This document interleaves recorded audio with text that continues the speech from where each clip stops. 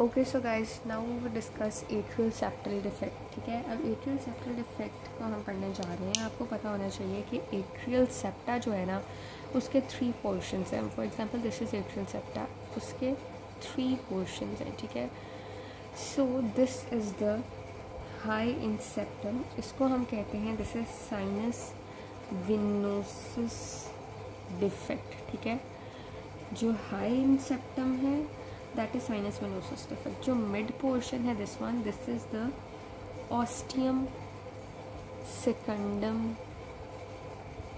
Defect. ठीक है, और ये वाला जो कि लो इन सेप्टम प्रीमियम है this is ostium primum defect. Ostium primum defect. ठीक है, अब हमारे पास ये जो हाई इन सेप्टम है, high in the septum this is sinus venosus. जो आपके पास मिड पोर्शन है this is ostium secundum defect, and low in septum primum जो है this is ostium primum defect. जो आपके पास ये जो मिड पोर्शन है जो कि ऑस्टियम सेकंडम डिफेक्ट है this is the most common type of atrial septal defect. ठीक है, and this is very important for MCQs as well. ठीक है, मोस्ट कॉमन टाइप जो है एट्रियल सेप्टल डिफेक्ट के that is ostium secundum defect. ठीक है, मोस्टली जो पेशेंट्स होते हैं ऑस्टियम सेकंडम डिफेक्ट के दे आर एसिम्प्टोमेटिक। ठीक है, they are asymptomatic.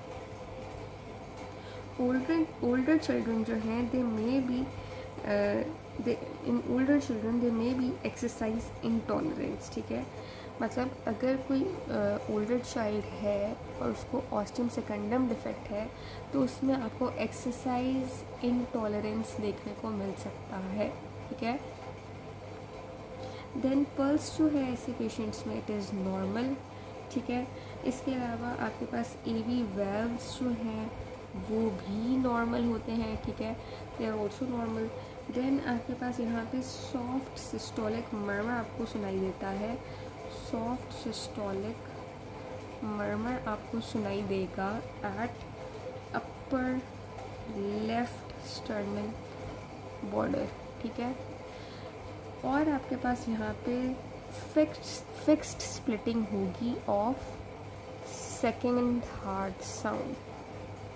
Second heart sound. ठीक है, और ये बहुत डायग्नोस्टिक और इम्पॉर्टेंट है। जहाँ पे भी सिनेरियो में आपको fix splitting of second heart sound नज़र आ जाए, ये स्टेटमेंट जहाँ पे आपको नज़र आ जाए that is confirming that this is the scenario of atrial septal defect. ठीक है, सो आपके पास ये हो गया अबाउट ऑस्टियम सेकंडम डिफेक्ट। अगर हम ऑस्टियम प्राइमम डिफेक्ट जो कि लो इन सेप्टम प्राइमम होता है उसकी अगर बात कर लें, ऑस्टियम प्राइमम डिफेक्ट की अगर हम थोड़ी सी बात कर लें तो ये बेसिकली आपके पास मोस्टली ये भी एसिम्प्टोमेटिक ही है just like ostium secundum defect. ठीक है, लेकिन यहाँ पे आपको हिस्ट्री ऑफ एफर्ट इंटॉलरेंस मिलेगी। ठीक है, यहाँ पे एक्सरसाइज इंटॉलरेंस ओल्डर चिल्ड्रन में आपको नज़र आ रही थी, यहाँ पे आपको हिस्ट्री मिलेगी ऑफ एफर्ट इंटॉलरेंस। ठीक है, इसके अलावा हिस्ट्री होगी इजी फटीगेबिलिटी की। ठीक है, और आपके पास हिस्ट्री होगी ऐसे पेशेंट्स में रिकरेंट निमोनिया की। ठीक है, देन आपके पास आपने याद रखना है यहाँ पे भी सॉफ्ट सिस्टोलिक मर्मर होगा at upper left sternal border. ठीक है, यहाँ पे भी आपके पास सॉफ्ट सिस्टोलिक मर्मर होगा at upper left sternal border. ठीक है, देन यहाँ पे जो मर्मर है that would be apical pansystolic murmur at AV valve regurgitation. जो अपर लेफ्ट स्टर्नल बॉर्डर है वहाँ पे सॉफ्ट सिस्टोलिक मर्मर ही होगा just like ostium secundum defect. लेकिन जो आपके पास एवी वाल्व रीगर्जिटेशन का अगर केस आ जाता है तो वहाँ पे आपको किस तरह का मर्मर सुनाई देगा, आपको एपिकल पैनसिस्टोलिक मर्मर सुनाई देगा। एपिकल पैनसिस्टोलिक मर्मर सुनाई देगा। ठीक है, और यहाँ पे भी fixed wide splitting of second heart sound होगी। यहाँ पे हमने देखा था fix splitting of second heart sound थी, यहाँ पे भी फिक्स स्प्लिटिंग ही होगी, लेकिन यहाँ पे कैसी होगी, fixed wide splitting of second heart sound. ठीक है,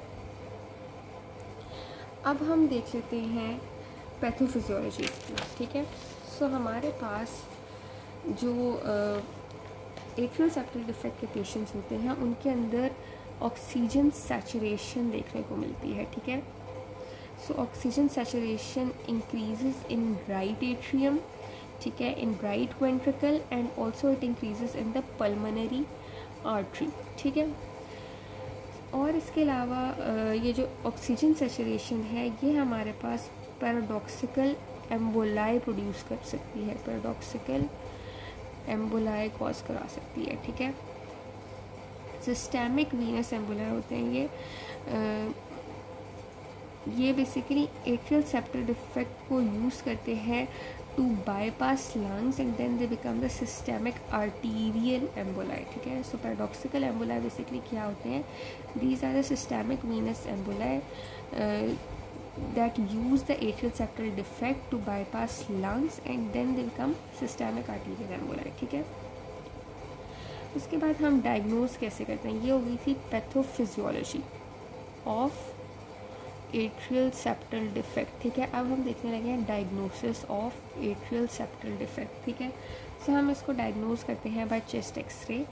ठीक है, जिसमें आपको क्या नज़र आएगा, चेस्ट एक्सरे पे कार्डियोमेगाली नज़र आएगी। ठीक है, इसके अलावा आपको यहाँ पे इंक्रीज्ड पल्मोनरी वेस्कुलर मार्किंग्स नज़र आएंगी, पल्मोनरी वेस्कुलर मार्किंग्स यहाँ पे इंक्रीज नज़र आएंगी। ये बहुत इंपॉर्टेंट है चेस्ट एक्सरे की findings of atrial septal defect, और ये पूछी भी जाती हैं। तो चेस्ट एक्सरे में एक तो कार्डियोमेगाली आपको नज़र आएगी, इसके अलावा ये आपने याद रखना है कि यहाँ पे इंक्रीज्ड पल्मोनरी वेस्कुलर मार्किंग्स नज़र आती हैं, वेरी इंपॉर्टेंट। ठीक है, ये आपको बताना चाहिए। देन जब आप ECG करवाएंगे तो ECG पे आपको partial right bundle branch block नज़र आएगा। इसके अलावा आपके पास राइट वेंट्रिकुलर हाइपरट्रॉफी भी नज़र आ सकती है, एंड आपके पास क्या नज़र आएगा ECG पे, सुपीरियर एक्सेस इन primum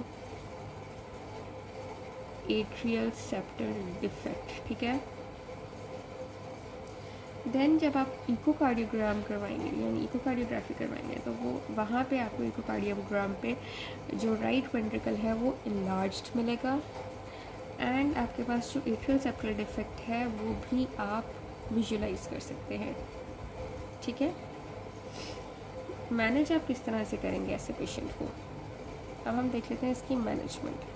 so obviously medical management होती है और सर्जिकल मैनेजमेंट होती है।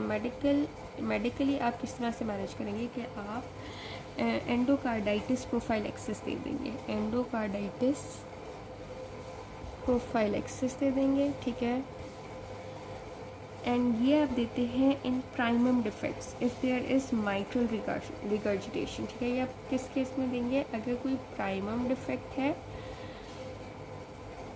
विद माइट्रल रिगर्जिटेशन या फिर कोई माइट्रल रिगर्जिटेशन का केस है।